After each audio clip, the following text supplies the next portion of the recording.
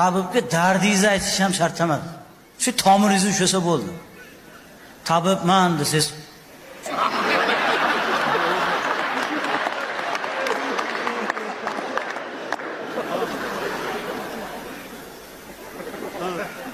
Qo'lingizni bering. Mana. Tomirimni shu aytdim. Lekin bor gaplarni gapiradi. Bu gapni men ham gapiraveraman-da. E'tibor berganmisizlar? Tomirimni shu har zamonda asabiylashar ekansiz deydi.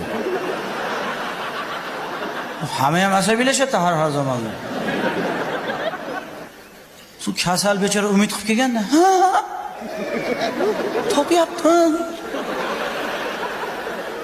Hamda shu bir uyqungiz ham buzilib turar ekan desa,